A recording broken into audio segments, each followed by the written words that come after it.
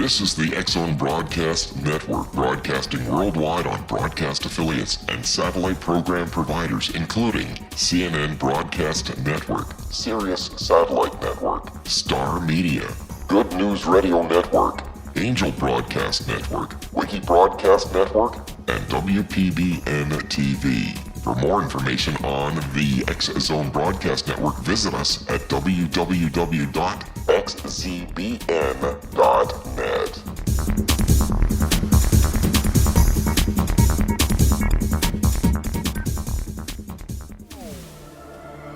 The X-Zone Radio Show with Rob McConnell is largely an opinion talk show.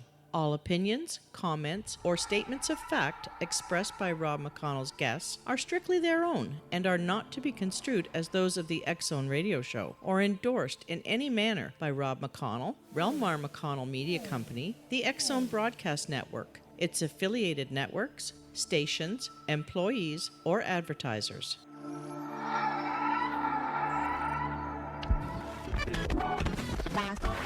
All Hit Radio.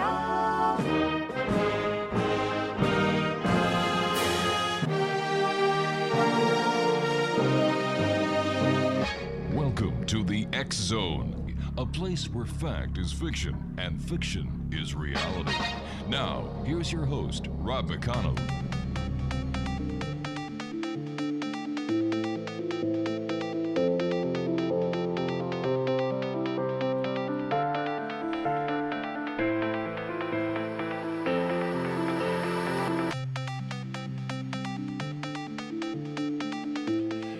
And welcome to the X-Zone, everyone. My name is Rob McConnell, and for the next 4 hours, I'm your host and your guide as we continue through this quest of ours through the time-space continuum to this place that I call the X-Zone. It's a place where people dare to believe and dare to be heard. It's a place where fact is fiction and fiction is reality. And the X-Zone comes to you Monday through Friday from 11 p.m. Eastern until 2 p.m. Eastern, right here on the X-Zone Broadcast Network, TalkStream Live, and our growing family of broadcast affiliates right around this little blue planet of ours. You can always visit us on our social media sites, X-Zone Radio TV. If you have any questions or if you'd like to suggest something, send an email to me here in the studio at xzoneradiotv.com, and our radio website at www.xzoneradio.com. My first guest tonight, X-Zone Nation, is Denise Liotta-Dennis. She is one of less than 100 genuine Feng Shui Masters in America today. She has studied with 4 noted Feng Shui Masters from China, Malaysia, and Australia, including Grandmaster Yap Cheng Hai, and belongs to his 400-year Wu Change Pai Feng Shui Mastery lineage. Born to an entrepreneurial family, Denise possesses over 30 years' experience in business ownership. Joining me now is Denise Liotta-Dennis. And Denise, welcome to the X-Zone. Hi, thank you, Rob.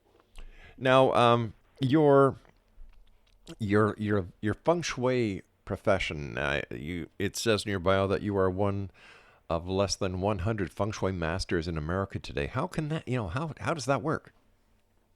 Well, there's we're going to probably talk about the differences of Feng Shui that are practiced in the United States and America, on the American continent.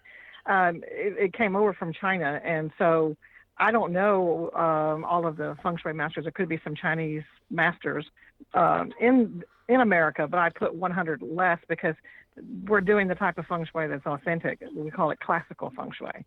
So there's a lot of Feng Shui out there, but they're not genuine Feng Shui. So I say that I'm one of less than 100. It's probably one of less than 50, but because it's so little known in America.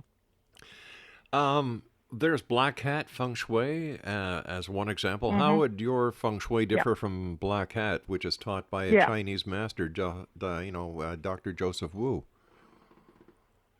Grandmaster Joseph Wu is in Canada, actually, and he was one of my first classical Feng Shui teachers. Right. And he does classical, so he's originally from Hong Kong. And my primary teacher, Grandmaster Yap Cheng Hai, is from Kuala Lumpur. So on this side of the world, there are not too many, probably maybe 3 grandmasters on this side of the world that teach classical Feng Shui. So Black Hat Feng Shui, which is the westernized version that came over probably 50 years ago by a Tibetan monk is because they're actually different colored hats, which distinguish what kind of Buddhism they belong to. And so his flavor was black, and he mixed Buddhism with Feng Shui and brought it over to the States. So this is the most recognized type, and we call it a westernized version of Feng Shui. It's not authentic. Is Feng Shui It's Feng Shui? watered down. What's the difference between one and the other? Well, one is a very watered down version that sort of looks like interior design. Mm-hmm. And they use a lot of colors and what they call cures, and Right. they put mirrors and wind chimes and bamboo flutes in the house. Mm-hmm. And it looks like, sort of bad Chinese decorating. And it really has very little to do with how classical Feng Shui, which is practiced quite differently. It is esoteric, because we're talking about unseen energies and unseen forces, but we're also taking a measurement with the compass. We're measuring the magnetic forces of the home, Mm-hmm. building the structure that we're examining, we're evaluating, and this is the quintessential tool of anybody who does classical Feng Shui. Well, They're seeing how those energies come to the space. all right, stand by. You and I have to take a break. We'll be back shortly. X-Zone Nation, our guest this hour is Denise Liotta-Dennis, and her website is dragonfatefengshui.com, and we'll both be back on the other side of this break as we continue here in the X-Zone from our broadcast center in Hamilton, Ontario, Canada. Would you like to be part of history? Would you like to be part of a satellite search looking for UFOs? If you would, go to www.cubesat.tech. My name is Rob McConnell. Denise and I will be back on the other side of this break talking about Feng Shui from our broadcast center in Hamilton, Ontario, Canada. Don't go away.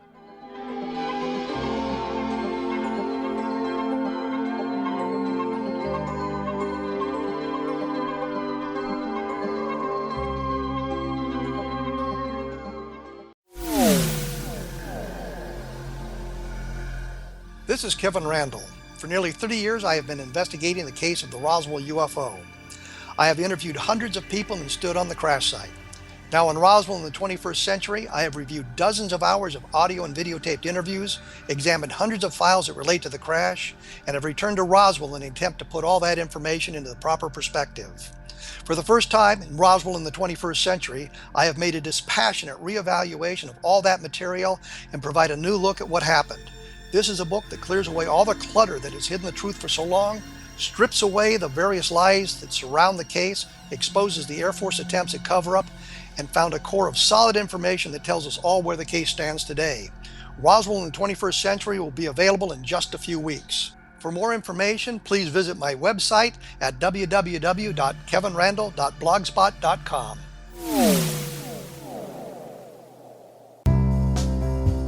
Gibbs A. Williams, Ph.D., is a practicing psychoanalyst, supervisor, researcher, and author in New York City. Much of his life has been dedicated to understanding nature and the uses of meaningful coincidences or synchronicities.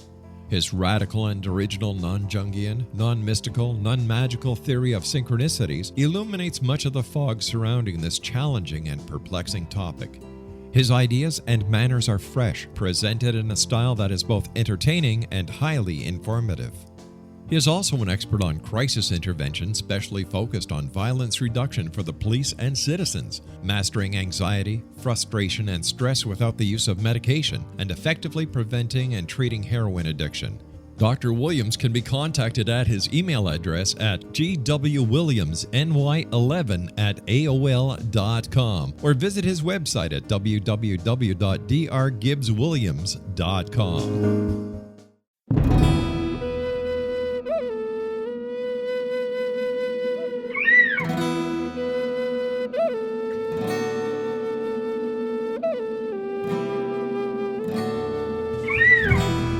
Shamanism is recognized as a method to access the quantum level.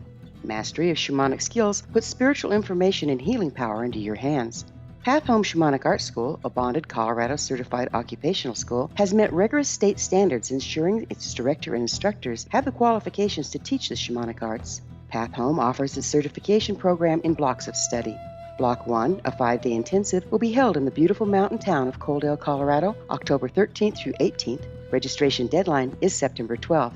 Experience journey trance, power animals, helping spirits, sacred space, and life purpose. Come discover your power. Join me, Gwilda Wiyaka, in the magical world of shamanism. Call 303-775-3431 or visit findyourpathhome.com.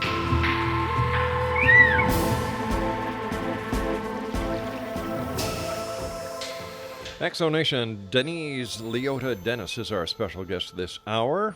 Her website is dragonfatefengshui.com. And Denise, where did your interest in Feng Shui come from? Well, I was in a bookstore, and I had a friend that held up a book on Feng Shui. I had really never heard of it. And she said that, this is something that would interest you. So I sort of looked into it, and lo and behold, it did. It was esoteric. It was to do with space, a little bit with design, but not so much interior design. And it was Chinese, and I had all these kind of Chinese things around my home. So it was a fit, and it totally fascinated me.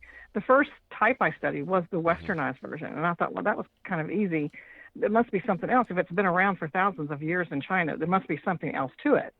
So I did a little research and found that there was, in fact, a classical study that was really intrigued me because it had a degree of difficulty to learn that satisfied and fulfilled that, need for knowledge. It was fascinating, and after 20 years of practicing, it still is fascinating to me. Did you travel all over the world to take these courses? I did. I was really a woman obsessed. Once I learned there was different kinds, I found the nearest one that I could take a class, and that was Master Joseph Yu. And he was teaching a class in Louisiana, and I was in Texas, so I just zipped over there. But then after that, I wanted more, and so I traveled and found Grandmaster Yap Cheng Hai, flew to Europe to see him, and Kuala Lumpur, South America, to keep learning. He was getting up in age. He was almost 80 at the time, and I really was obsessed about getting this knowledge because he had been practicing for almost 60 years and been consulting with, big corporations and banks and master plan communities, and other types of Feng Shui weren't talking about these things. And so I wanted that information. It wasn't available here. It just wasn't available in the States. Hardly any classes. It was and this was 20 years ago. Now it's more available now, but still sort of skinny on the classes. How do we account for all the different types of Feng Shui? Well, like I said before, the westernized version came over, and then some little offshoots came from that. And then it became very popular because Americans tend to sort of like the shortcut, and it's a study. So, if you master any of these, what they call the Chinese metaphysical studies, which can be acupuncture and Chinese medicine and martial arts, and Feng Shui falls into that category, that's a lifetime study. So we tend to like the shortcut. We want the fast and whatever, And so the other type, the Western type, was really fast. You could get a book, you could learn a few little things and move a little things in your house. And so as a result, it became popular, and little offshoots came from there, which people thought were Feng Shui. And then you had all these kind of crazy misuses of it, like in marketing, I think one of the companies said, Feng Shui for your belly. And then they have crazy books came out, Feng Shui for your cats and dogs. And this sort of diminished this ancient art, which is the principles of people and the energy in relationship to a structure, which is just fascinating. And so it's sort of been reduced sort of like New Agey kind of thing mixed with religion, which is not what it is at all. Well, what is the history of Feng Shui? Well, going back several thousand years, the Chinese, just through keen observation, they used this for city planning. And the Feng Shui actually means wind, water. And so, of course, water was just a practical thing that needed to be, stationing themselves next to. And then the wind was to protect themselves from, whatever. And so they just sort of observed and wanted to know, and really kind of posed the question as why would some people thrive in spaces and homes and buildings, and why others, it was just like disaster. And so just through time, they noticed certain things, that if you, for instance, were on top of the mountain, you weren't going to be as lucky, and you're going to have sort of disastrous events if you were using the mountain to back you and protect you. And water sort of in front of you, and where water was placed, would bring you lots of prosperity or disaster. So they just, through time, kept asking this, because they were one of the first cultures to really know about energy. Forget the structures. They knew about the energy of the body through acupuncture, martial arts, and things like that. So this is a nice segue right into let's see what there is about energy and structures, and how does that affect humans and how does that, and more importantly, affect humans' events, or what I'll call the human experience. So it really came down to three categories, because this is what people are obsessed about. They want to prosper, they're worried about their health, and they want good relationships. So it really came down to those kind of three categories where people want to thrive. And they figured it out. They figured out some very interesting things, some principles that still are applicable even in our modern high technology culture. I was just going to say, here we are in the year 2016. Everything is so high tech. Why would anyone turn back and use an ancient Oriental art? Because it still works. Because we're still instructors. We're still in buildings. We work in them. We live in them. We're there. We're preparing our food. We're sleeping. We're sleeping 1/3 of our lives. They figured out how your bed was placed, where it was, and so forth. Is really going to affect your health, and all sorts of things. And when they call luck, they have like terms they use like money luck and relationship luck and so forth. They mean opportunities. They don't really mean the gambling table. They figured out. I'm sorry. Go ahead. Is Feng Shui used by all the major architectural companies in the United States and Canada? No, they don't. It's unfortunate. Here's where it's most used in the North American continent is the casinos. And, Asians are really, they love, sort of obsessed with gambling. And so that was one of the first considerations. And these ones in Las Vegas are, of course, like cities. And Steve Lynn has used it in most of his structures there. MGM has been Feng Shui, quote unquote Feng Shui. They came over from Hong Kong because they can't find Feng Shui masters. They don't even look for genuine Feng Shui masters in America. They go right over to Hong Kong. But let me ask you this. If Feng Shui works so wonderfully, why wouldn't the architectural community grab a hold of this and start implementing it in their designs? Well, that's really a good question, and they are interested. There is no doubt, Rob, that they are interested. I mean, I have consulted with some of the builders, but when it comes to classical, now there is some time and money involved to do it correctly.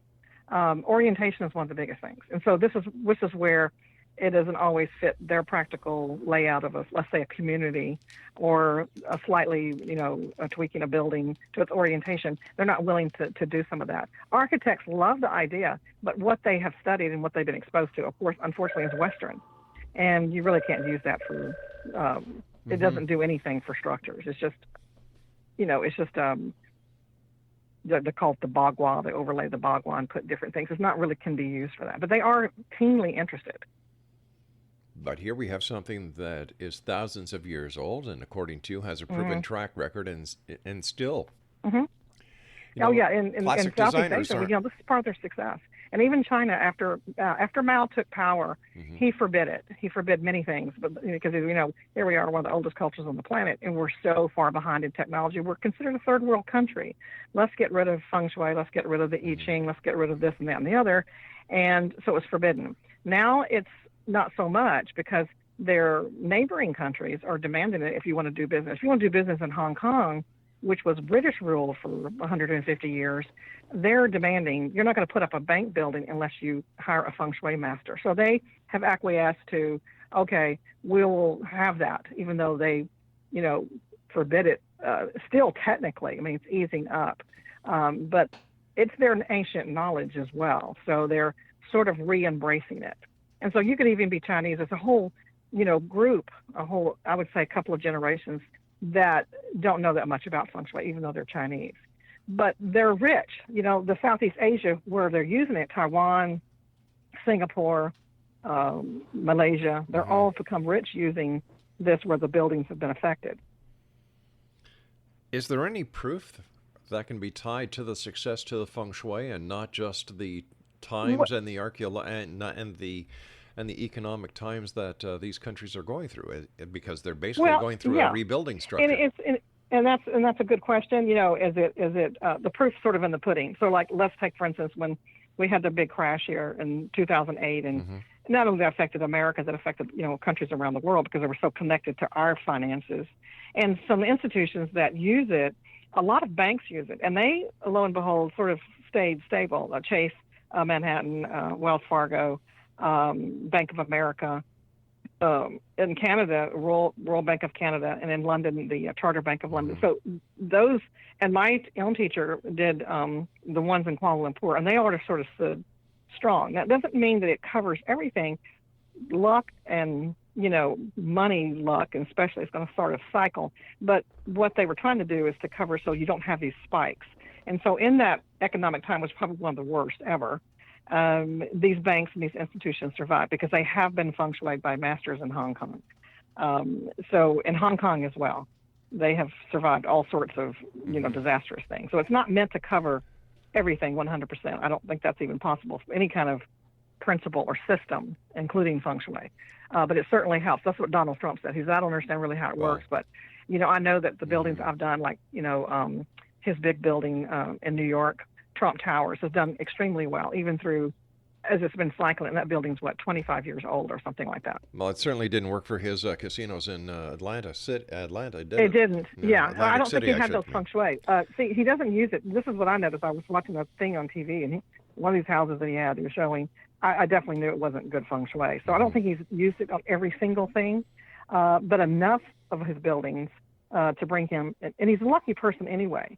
And that's how he got introduced. And he lost a ton of money 20-something years ago and went to Hong Kong for money. And they said, yeah, sure, we'll give you money, but you're going to have to get somebody to feng shui your buildings from this point on. So he still uses the same lady. I don't know if he picked her or they pointed her, but he's still a pretty good fan. Is feng shui going to help him in the presidential election?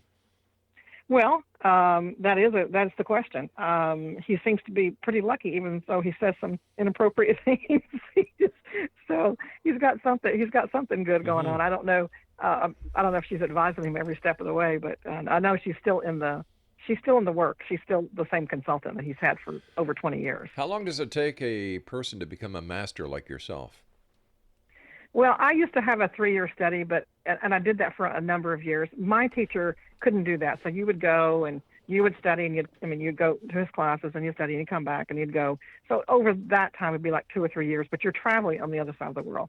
I also teach, and I had a 3-year program, and people really got sort of bored with waiting 3 years to master it, but it really takes probably, just like any deep study, to master it. And really, you just begin. It's like when you get the title doctor, you're just beginning, quote unquote, your practice. Well, it's the same thing with this. You've got all the basics. You learn all the formulas and techniques, and that's what we call them, formulas. And there's tons of them. And you learn some Chinese. You learn about 80 symbols in Chinese because we use a lo pan, which is a Chinese compass. Yep. And so you just start beginning because you're think about it. You're doing people's businesses. You're doing their homes, and it takes a while to get really good, just like anything that you want to master. But a low pan doesn't work on the electromagnetic field. Well, it's what you're measuring you're just measuring the Earth's magnetic energy. You're just taking a compass direction. Right, but you actually need to use a compass as well as a low pan. Right? Well, a low pan is a compass. Right, but the low pan. A low pan, that's a Chinese name for it. But I'm sorry, I didn't say that. Yeah, that's their compass.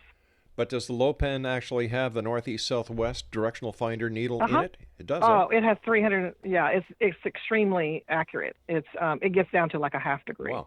I've only seen one thing when I was consulting with. I was doing a large project, a hotel spa in California years ago, and he had these $40,000 GPS thing, and I was measuring this entrance, and I said, this entrance is 0 degrees. What do you get? I said, I had 0 degrees. And I said, all right, I've got to get to my commercial. It's the only time I've ever had anything match up as accurate as my low pan. Slow down, lady. Lady, you're really talking fast. Slow down. Oh, okay. All right, I've got to take my commercial break. Please stand by. Wow. Okay. This is the X-Zone. I am Rob McConnell. Stand by.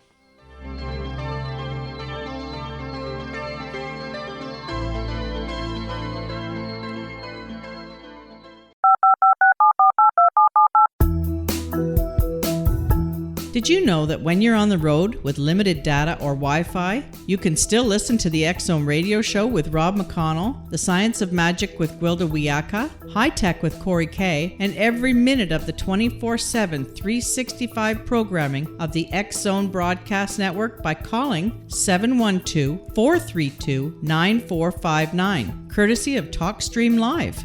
No smartphone, app, or internet needed. It saves your data plan, and it's free if you have unlimited minutes. Call 712-432-9459 to listen on any phone, anytime, anywhere. Remember, 712-432-9459 for the best of paranormal, new age, thought-provoking, sci-fi radio programming 24/7, 365.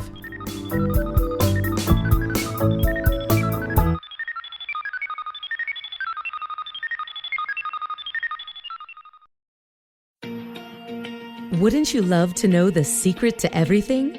Well then, meet Dr. Kimberly McGeorge and her cutting-edge breakthrough knowledge that combines science with possibility. Dr. Kimberly brings real-life answers and healing to those open to alternative solutions.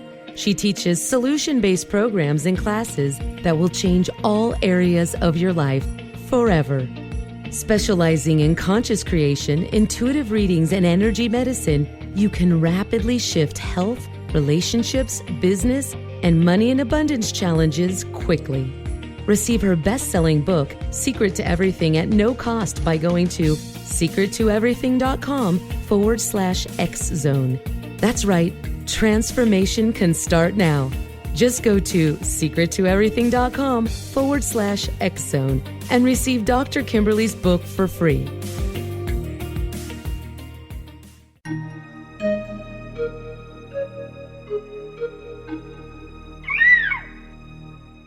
While science pursues fact, magic accesses the quantum level, bridging random facts to form truth. As long as science and magic remain separate and polarized, the truth cannot be known. I'm Gwilda Wiyaka. Join me on the Science of Magic radio program, dedicated to unification and evolution of consciousness. During each episode, I'll be speaking with experienced and respected scientists and mystics. From astrologers to astronomers, from medical doctors to shaman, the scientific method to dowsing and intuition, we'll weave together information from seemingly divergent practices to promote unity and enlightenment. Join me, Gwilda Wiyaka, and the Science of Magic right here on the Mutual Broadcast Network. For more information, visit www.thescienceofmagic.net.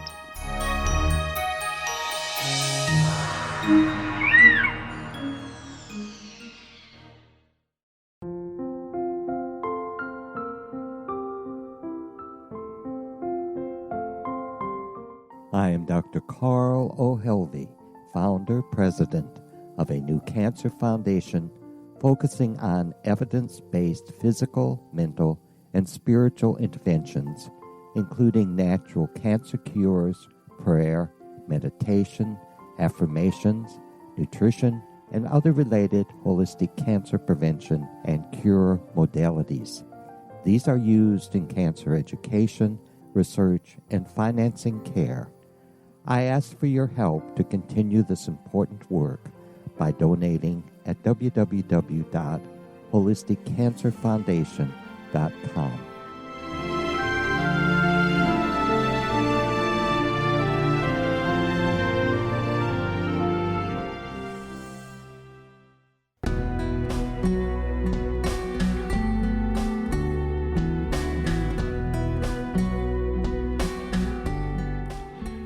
Welcome back, everyone. Denise Liotta-Dennis is our special guest. Her website is www.dragongatefengshui.com.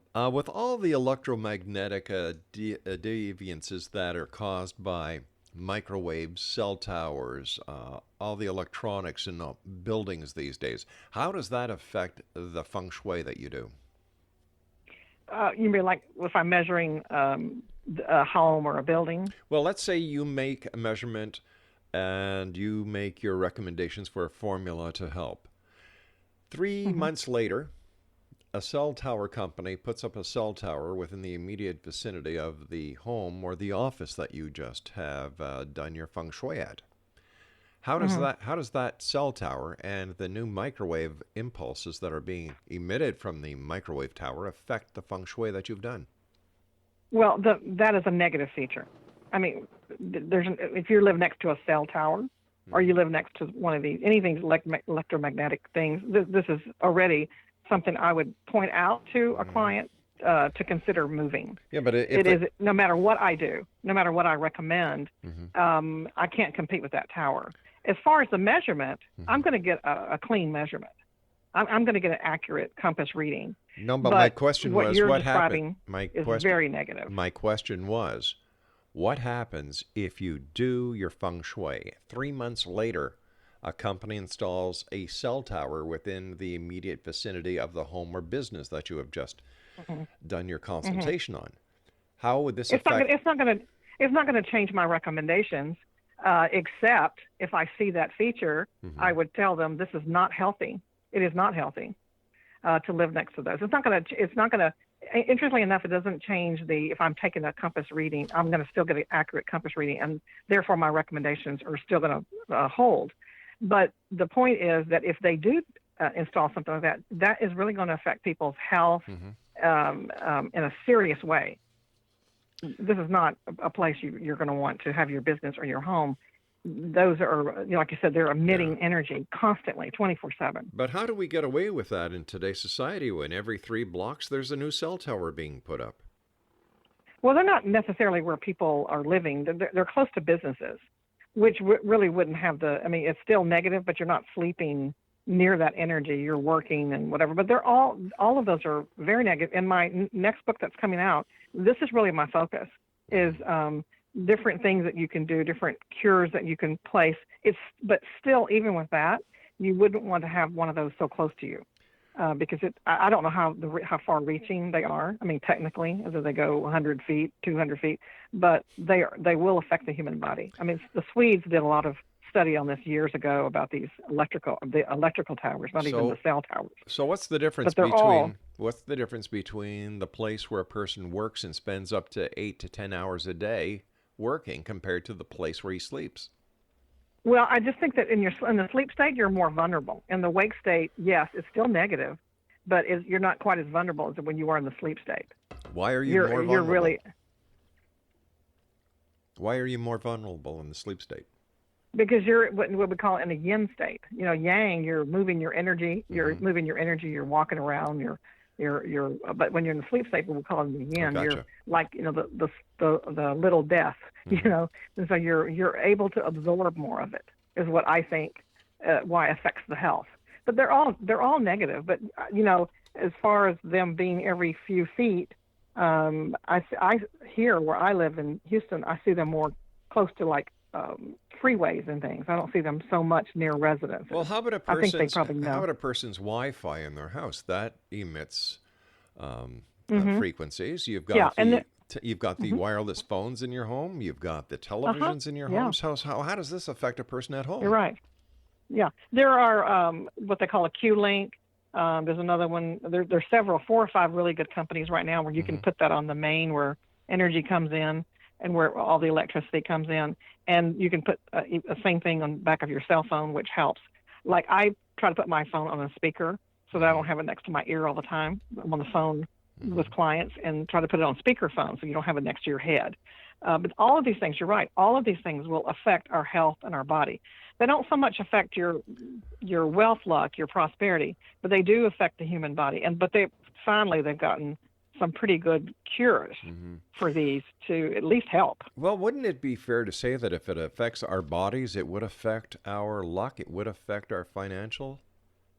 Well, that's a good point, because my thing is, of all the 3 categories, and when I'm talking to people, because they have like lots of questions about different things with feng shui, and I always say that of the categories, the health to me is one of the most important, because if you don't have your health, you can't enjoy your relationships. You can't make money. But if you have your health, even if you lost a fortune, you can make money again, and you can enjoy your relationships. To me, what would Steve Jobs give to have his health? He would give anything, because he was a genius and he could make money again.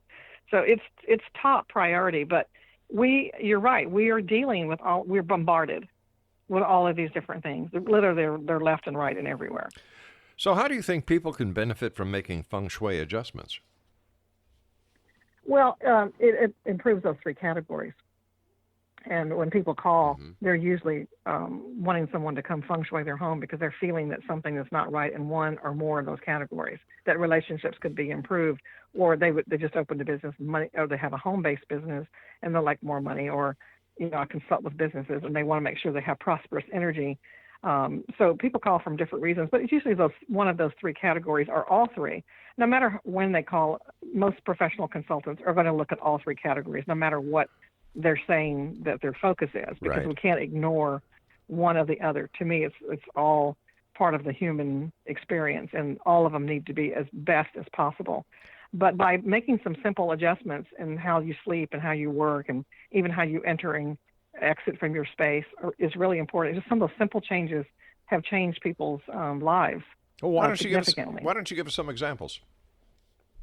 Well, like I told you, we take a compass direction, and once we take that direction, a house will have what we call an astrological chart, an energy chart, and that is going to be different, even like from your neighbors, even a slight degrees. And based on that astrological energetic chart, we will then determine where the best place where fire would go. That would be like where you cook inside, maybe your grills and stuff outside. Where water is, where you have a pond or a spa or a pool, because it activates energy. And then important area is where you sleep and the direction that you're sleeping. This is based on when you moved into your home, when you're born, and the compass direction, and then what's surrounding that home or building, where the roads are and where the mountains are and where's the river and so forth. And based on all of that, it becomes very specific to the people, so you'll get a good result by not the cookie cutter version, because now we're taking when you initiated the energy, when you moved into the home, when sort of the home was born, and so forth. So you have a more specific picture of making these adjustments so that people are in harmony with where their living space, and you want that space to support them. I've heard of people using mirrors, like you said, using chimes. What else have I heard? The changing Bamboo of the colors. flute. The color red has a significance, I believe. It has in classical feng shui, it's like less than 10%.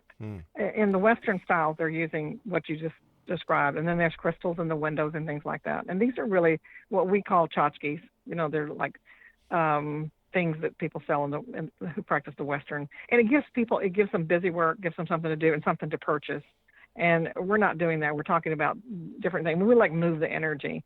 I don't know if you ever heard of door tilts. You'll see them in Southeast Asia. You'll hardly ever see them in the North American continent, although I've done a few of them. It changes the angle of the door so that it receives energy differently. Those are the kinds of things that we do. We don't do that in every house or every business, but it's one of the things that we do instead of the symbolic. In other words, hanging a picture or hanging a bamboo flute or something. This is more symbolic things. So if there's such a difference between classical feng shui that is used here in North America and the feng shui that you have spent many years mastering, why does it seem that the classical feng shui is a lot more accepted by North Americans than the classical? Because, all these shows on TV, they talk about interior decorators using feng shui, and they talk about the mirrors, they talk about the chimes, they talk about the colors. Because it sounds a little sexier and it's easier. So you can, get a book and you can talk about the quick little cures and place something here, and it sounds like you're redecorating. I'm going to go feng shui the house, and so when they have it on TV, it sounds like fun interior decorating, and it's not interior decorating. Of course, you can bring it to that level, but they're mutually exclusive.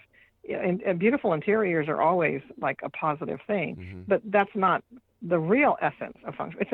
We're talking about energy. So, and I'm not saying that everything's on energy. It is, but it just, when you see the things on TV, it just sounds like fun. Like, oh, we're doing interior design. So that's why it became more accepted. And it's fun, and it requires no real study or no real, there's nothing deep about it. It's like a little fun experience. That's why it became so popular and new agey. So they think they're doing something spiritual too. Are the results the same? No, they're not. Give me an example of how the results differ. Well, again, it's just symbolic. So a mirror has no real power. So when they're painting a mirror, like they'll say, okay, you have negative. Okay, Rob, you have negative feng shui here at your door, and they'll hang like a little mirror to, kick away the energy. Or they'll say, oh, you have a whole side of your house that's missing. We're going to cure it and put a mirror there. Well, I mean, common sense tells you that this area is still missing. That if that's an issue that they're addressing, the area, it's still missing. That didn't make it fill it in, and the mirror has no special power to kick away anything. you want to start out by selecting a home that's already with great energy. So, they may have some success, but it's by accident, I think. I know. If they put the I know several real estate agents who use classical feng shui consultants for them and their clients. Why would they why would they use classical instead of what would you classify yours as? Traditional? Classical. Mm-hmm. All right. The other's Western feng shui. All right. Mm-hmm. So I'm sorry, they're using Western feng shui consultants instead of classical. Mm-hmm. Why would they do that? Well, again, it's easy.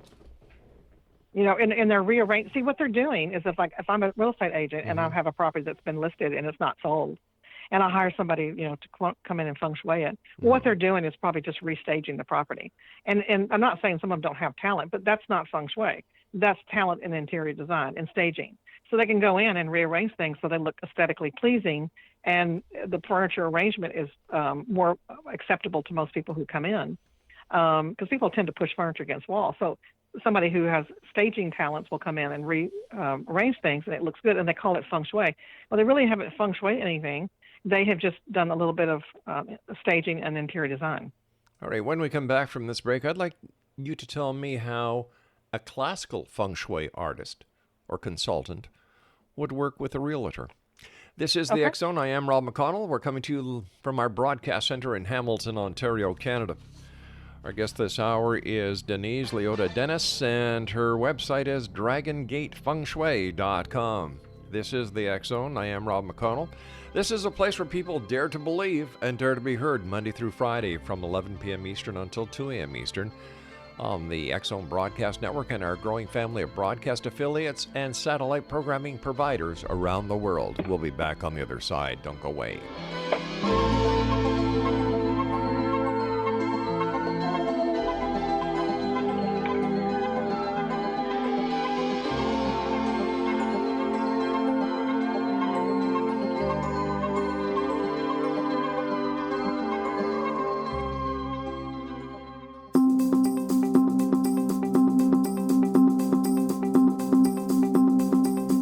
As host of Dialogue with Divinity, I am thrilled to join the X Zone Broadcast Network and their growing number of affiliates.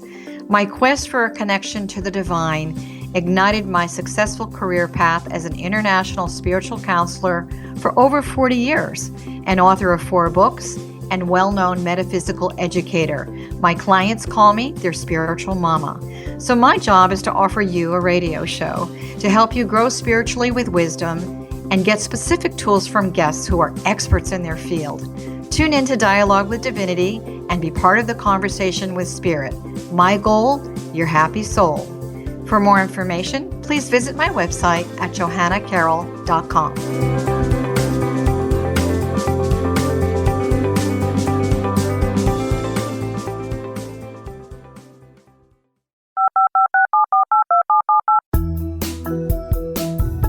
Did you know that when you're on the road with limited data or Wi-Fi, you can still listen to the X Zone radio show with Rob McConnell, The Science of Magic with Gwilda Wiyaka, High Tech with Corey Kay, and every minute of the 24/7, 365 programming of the X Zone Broadcast Network by calling 712-432-9459, courtesy of TalkStream Live. No smartphone, app, or internet needed. It saves your data plan, and it's free if you have unlimited minutes. Call 712-432-9459 to listen on any phone, anytime, anywhere. Remember, 712-432-9459 for the best of paranormal, new age, thought-provoking, sci-fi radio programming 24/7, 365.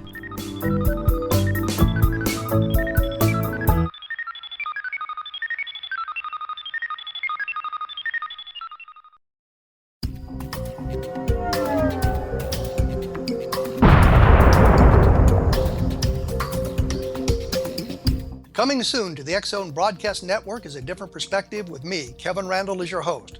We'll be taking a close look at what is happening in the world of UFOs today with side trips into the paranormal.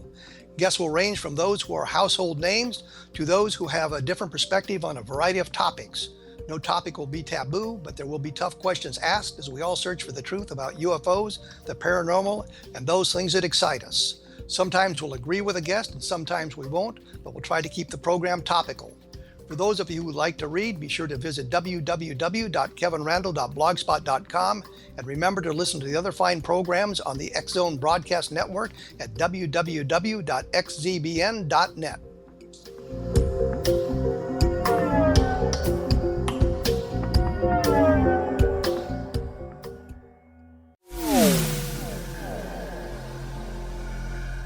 This is Kevin Randle.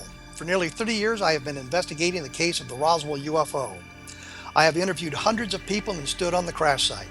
Now in Roswell in the 21st century, I have reviewed dozens of hours of audio and videotaped interviews, examined hundreds of files that relate to the crash, and have returned to Roswell in an attempt to put all that information into the proper perspective. For the first time in Roswell in the 21st century, I have made a dispassionate reevaluation of all that material and provide a new look at what happened. This is a book that clears away all the clutter that has hidden the truth for so long, strips away the various lies that surround the case, exposes the Air Force attempts at cover-up, and found a core of solid information that tells us all where the case stands today.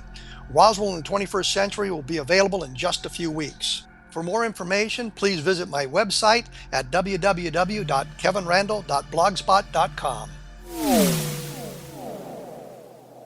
What Happened in Benghazi is revealed by Nicholas Genix, author of Obama, Islam, and Benghazi. He informs the American people that President Obama deceived them by advocating a strong foreign policy prior to the 2012 presidential election, and Hillary Clinton supported this deception.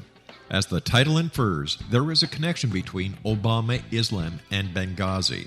Ample evidence informs Americans that Obama's early indoctrination in the Quran developed an affinity for Islam, why the Quran is the source of discontent in many countries, and why the Obama foreign policy deception led to poor military action and caused the loss of American lives in Benghazi. Genix provides 36 questions for the Select Committee on Benghazi to validate if Americans are justified to mistrust President Obama and Hillary Clinton. An overview of Obama, Islam, and Benghazi is presented on the website www.futureofgodamen.com. That's www.futureofgodamen.com. Afterlife expert Roberta Grimes was the first one to say that dying can be fun. Now her best-selling book, The Fun of Dying, is available in stores worldwide. So if you wonder whether death ends life, how it feels to die, or what heaven might be like, The Fun of Dying was written for you. And if you have always been afraid of death, or if you worry that your life has no meaning, let The Fun of Dying ease your fears and bring new meaning to your life. Nothing said in The Fun of Dying is based on the teachings of any religion. Instead, Roberta draws on evidence to explain how death happens, how it feels, and what comes next. A lot of the best death-related evidence was produced in the first half of the 20th century. When it is put together with recent discoveries, it tells a consistent and amazing story. Roberta Grimes blogs and answers questions at robertagrimes.com. Her wonderful book, The Fun of Dying, is available on Amazon and at stores worldwide wherever books are sold.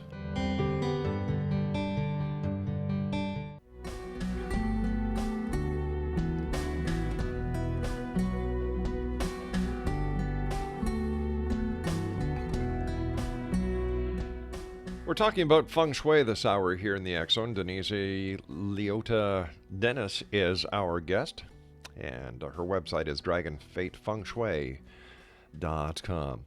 All right, how would a classical Feng Shui master like yourself help a real estate agent who is looking for a home for a client or looking to help a client sell their home?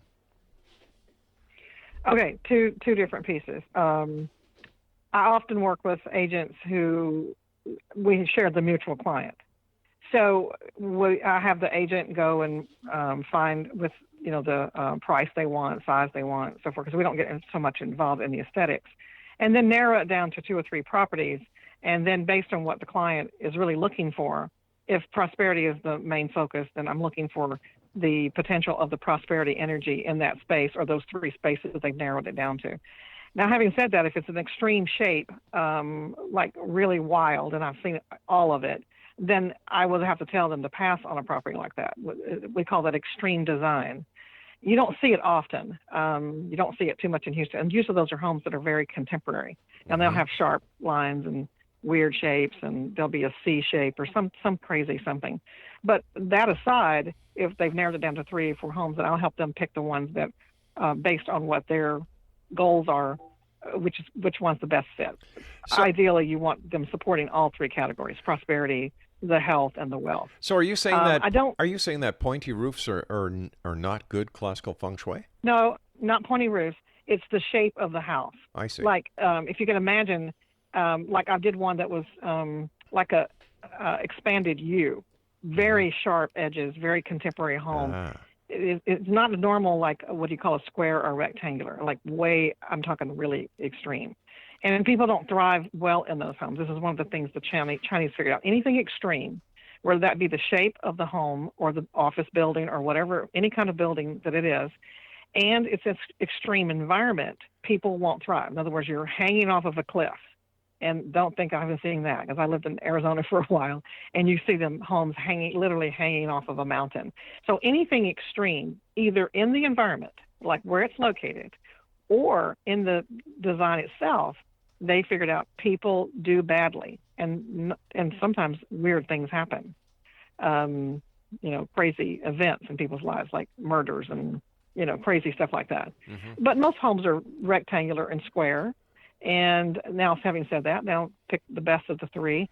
And then I've worked with them, realtors, with properties that haven't sold, like slow selling properties. And usually there's some kind of issue that can be looked at and give them some, countermeasures to sell that property faster, and some things to enhance it. Right. So both views, both sides of the coin.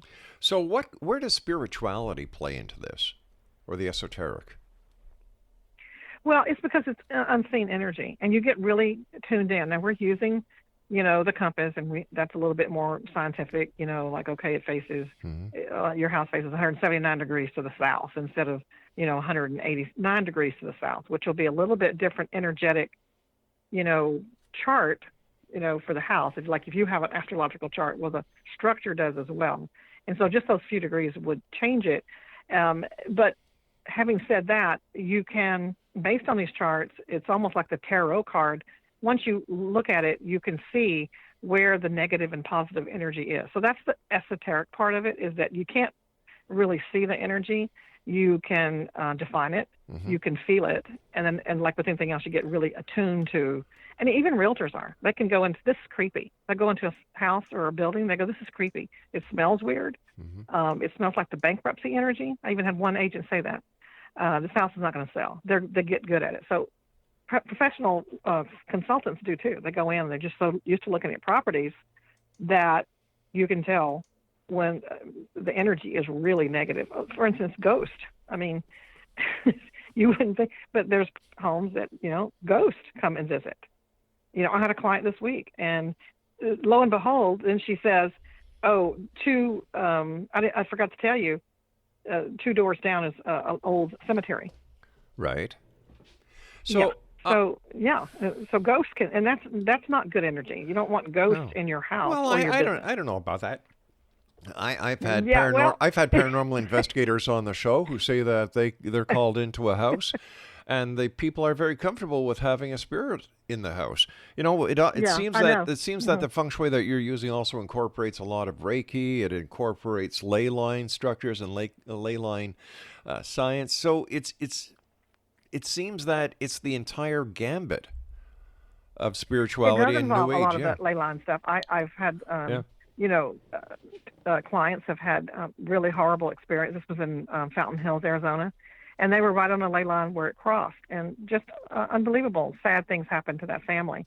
Now, unfortunately, that was built right on top of it, and so no matter who is in that house, they're going to probably have some strange experiences like my clients did in that. But yes, classical feng shui involves all of those kinds of things, and it's really the environment is considered, greatly. That is, where your roads are and where the water is, and if you have mountains, and what are they? How are they affecting you? You can't say that you can ignore that and say, Rob, I see you have a big mountain over there, but that doesn't mean anything. Of course it does. Energetically, it does. I was once told that Feng Shui has something to do with the legend of a turtle. Yeah, it does. Going back about 5,000 years, the shaman king was he was in meditation trying to solve the river flooding, and probably channeled it. My teacher, Joseph Yu, said more like the aliens came down and helped him, and maybe that's true as well. But he, in a dream or a vision, a giant turtle came out, and he had these dots on his back, and that is called the Lo Shu. And that's the Bible, if you will, to some of the systems that we use in classical Feng Shui. But there's always funny stories of masters when they're describing this, how they feel. And he was Chinese, and so he said, well, the Chinese believe that they were helped by ancient aliens anyway, which I think is fascinating and might be some truth to it. How do you figure that? Because they seem to have a lot of secrets. Because they have a lot of secrets. I'm a big fan of this Ancient Aliens program on TV.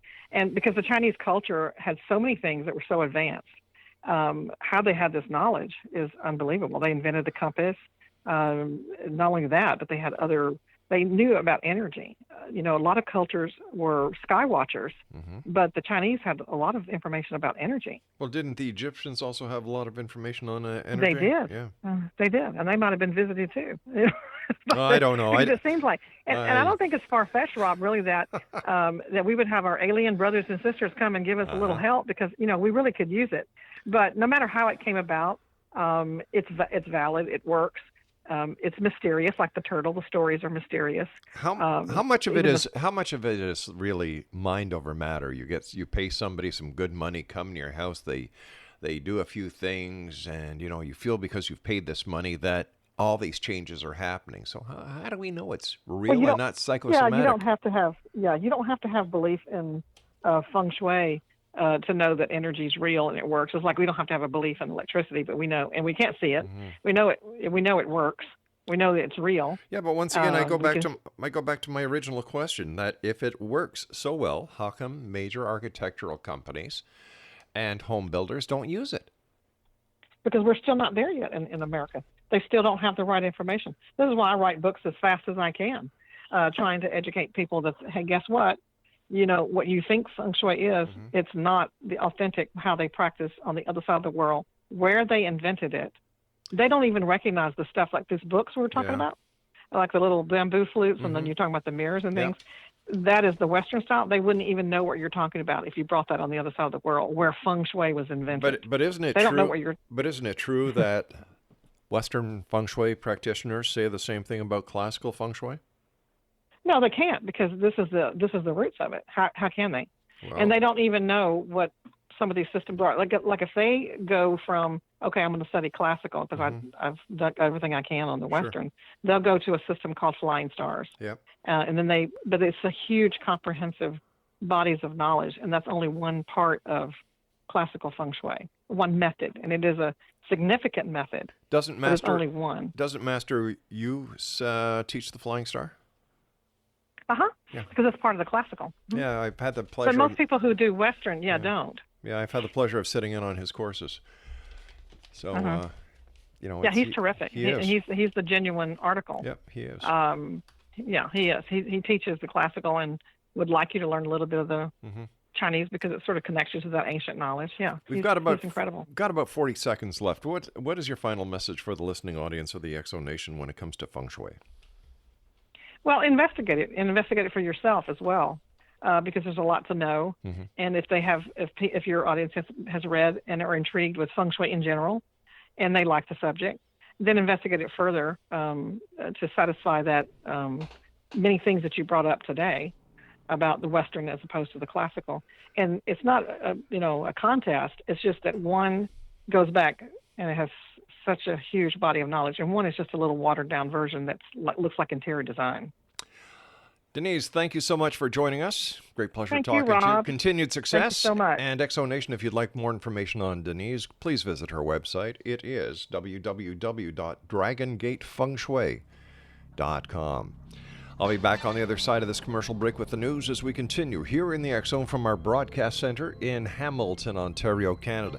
check us out online at www.xzoneradiotv.com. And to get all the latest listings of all the new programming on the X Zone Broadcast Network, visit www.xzbn.net. We'll be back after this news break. Don't go away.